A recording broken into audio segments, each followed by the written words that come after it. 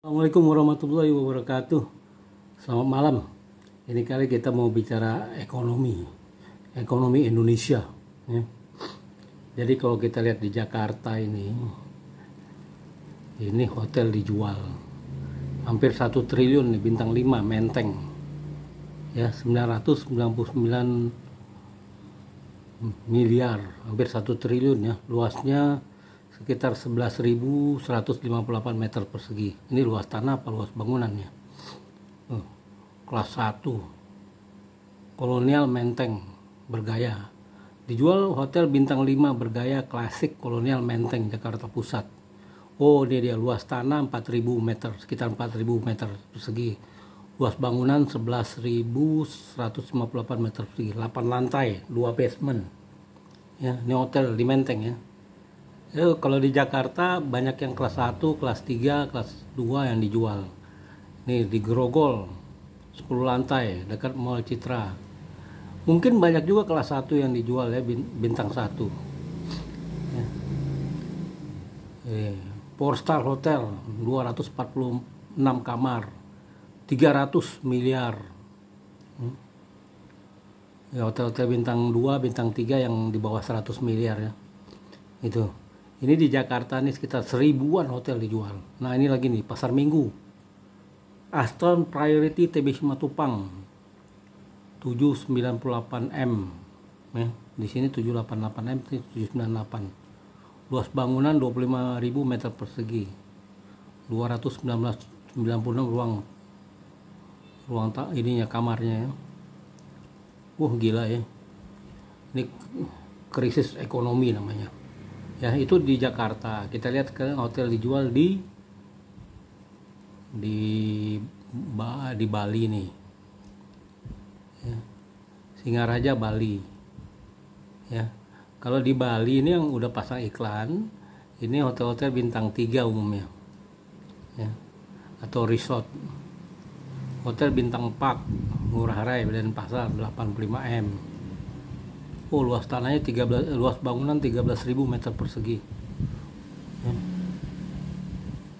Luas tanah hampir 12 hektar. Ya, murah nih, 85 miliar kan? Murah nih, 12 hektar tanahnya. Ya, 12.900 hampir 13 hektar. Luas bangunan 13. Berarti ini lantainya 2-3 lantai aja ya. Bintang 4 nih. Waduh, murah ya. Tuh, 45 miliar. Ini bintang 3, bintang 4 kalau di Bali. Ini murah. 35 miliar Singaraja, Buleleng. Artinya jarang ada yang menghadap pantai yang dijual. Seminyak, ini Seminyak di Bali jual juga nih, hotel butik. Kecil ya. 100 miliar. 190 miliar. Banyak hotel dijual di Bali, 200 miliar. Badung, di Legian ini jual ya,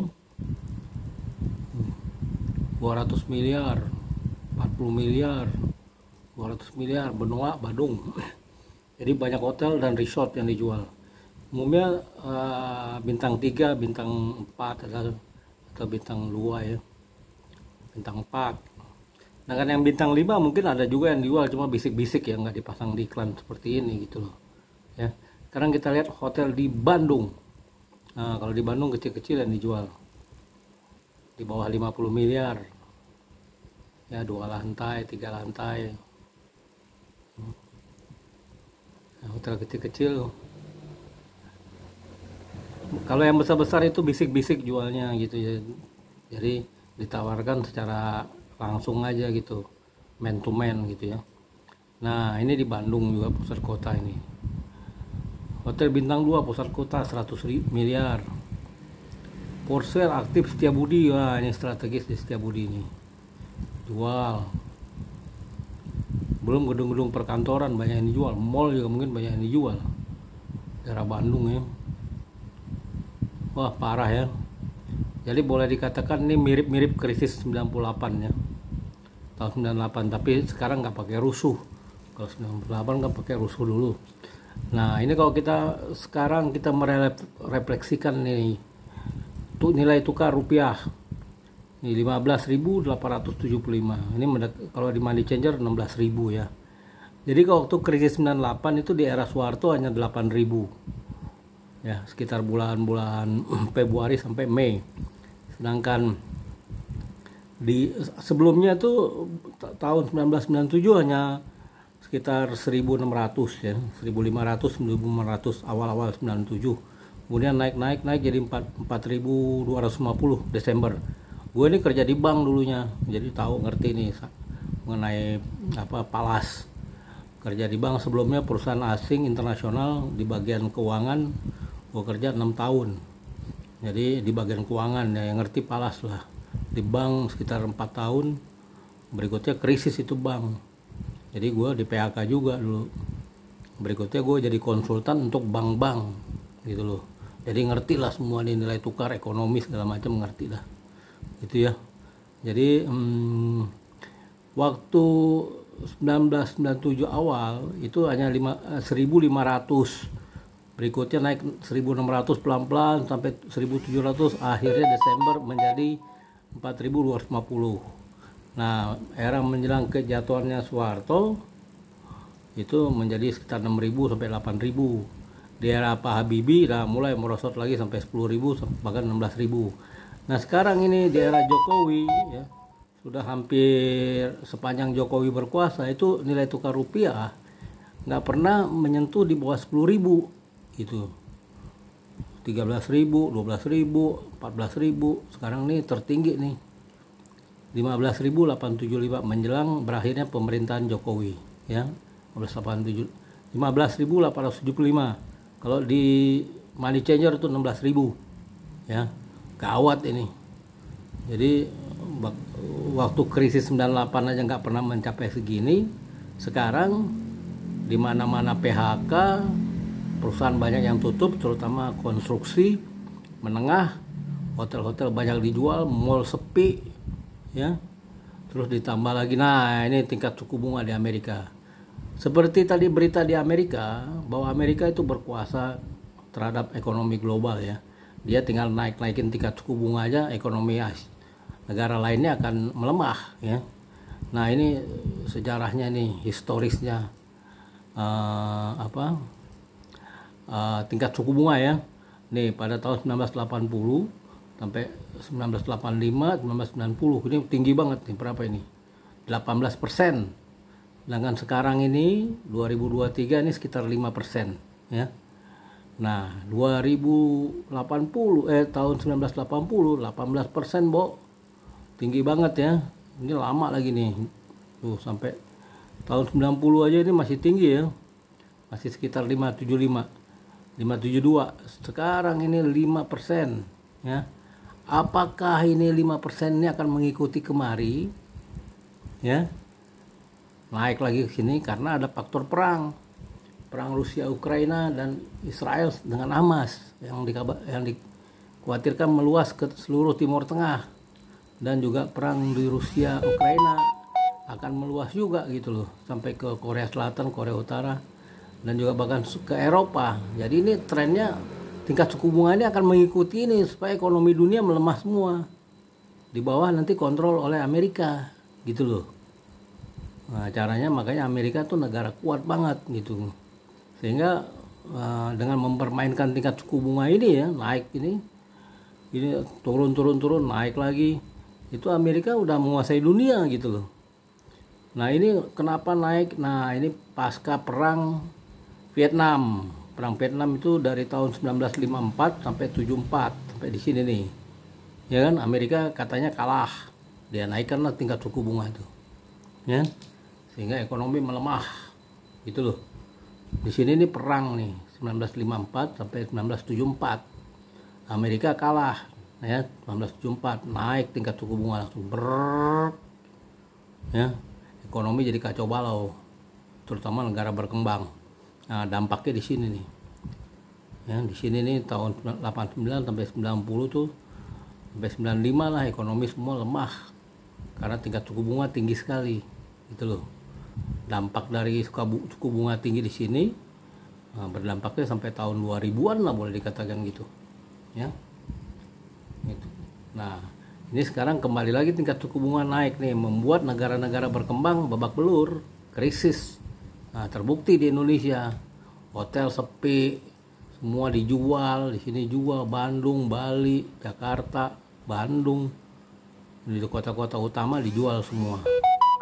Ya, jadi ancaman krisis ala atau versi 98 sebenarnya udah terjadi, ya, tapi sekarang tampak kerusuhan karena sudah pemilihannya langsung. Di era Soeharto kan Soeharto yang berkuasa penuh, ya, seperti diktator.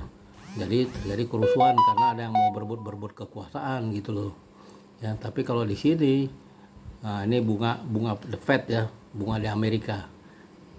Nah, pada saat ini kan udah demokratis katanya, jadi tampak kerusuhan, ya. Tapi secara ekonomi ini secara udah babak belur gitu loh. Terbukti ini semua pada jual-jual hotel, banyak perusahaan BUMN bangkrut, konstruksi itu banyak yang jadi masalah, Wika, Adikarya, PP, terus penerbangan seperti Garuda bangkrut, ya, karena nggak sanggup bayar hutangnya itu. Ya, karena kalau di Singapore Airlines itu di bail out, jadi pemerintah menalangi dulu, pemerintah Singapura sekitar 6 miliar US dollar untuk menghidupkan kembali Singapore Airlines. Begitu pula Filipina Airlines, Thai Airways, itu mereka disuntik dana oleh pemerintahnya. Sementara Garuda utang jangka pendeknya aja udah berapa kali ininya ya, piutangnya gitu. Jadi udah loncat jauh, jadi kategorinya bangkrut udah gitu loh, masuk pilot. Dan banyak BUMN juga ladang korupsi parah itu, seperti BTS kemarin tuh kan korupsi berapa katanya, 8 kerugian negara 8,8 triliun atau berapa triliun itu. Tapi yang hari ini para terdakwa hanya didenda 5 miliar, asetnya dirampas.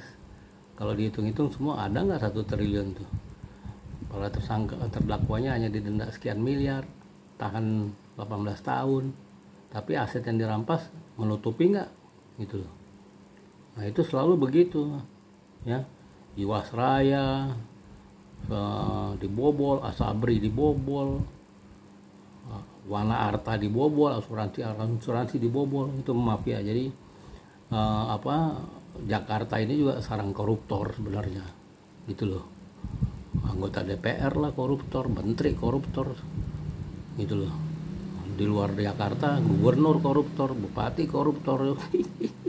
Jadi parah ini di mata orang asing ya, seperti orang Indonesia mau kerja di luar negeri jadi bagian keuangan atau akuntansi atau IT, nggak bakal dipercaya, atau dipercaya juga gajinya kecil karena image-nya udah jelek gitu loh. Kecuali orangnya pinter banget, emang udah punya reputasi ya gitu loh. Jadi ini ke depan berbahaya sekali karena ini tingkat suku bunga ini Amerika ya, trennya naik terus mengikuti pattern ini nih, format ini nih, mengikuti nih format ini. Nah selanjutnya bagaimana warga-warga nih, kita nih sebaiknya super hemat seperti warga-warga di seberang-seberang itu di depan jalan tadi. Mereka berhemat luar biasa ya. Jadi listrik udah banyak yang dimatikan kalau udah malam ya, lampu-lampu yang tidak perlu dimatikan. Terus juga jarang-jarang berkendara motor, jalan-jalan jarang gitu ya. Makan seadanya aja. Jadi ancaman PHK ke depan bagi swasta itu juga akan besar sekali ya, terutama sektor tadi hotel atau juga hospitality namanya ya, perhotelan, pariwisata, berikutnya juga konstruksi ya, IT, pabrik-pabrik gitu ya. Itu banyak ancaman PHK-nya tinggi ya, karena di dalam negeri sendiri seperti kita ketahui nih, 1 US dollar segini nih. Ini nggak pernah terjadi di era Soeharto, era Habibie ya, gitu ya, peralihan. Tapi di era Soeharto nggak pernah terjadi. Di era Habibie sebentar aja, sementara di era SBY itu bahkan sekitar 11.000 paling tinggi, selebihnya ada di 9.000 sampai 10.000. Tapi di sini nih parah nih. Jadi jangan kasih angin-angin surga deh ya. Ini faktanya ini gitu loh. Ini fakta ini. Hotel-hotel yang dijual tuh fakta. Mall sepi, Jakarta, Bandung, Surabaya, mall sepi, gitu.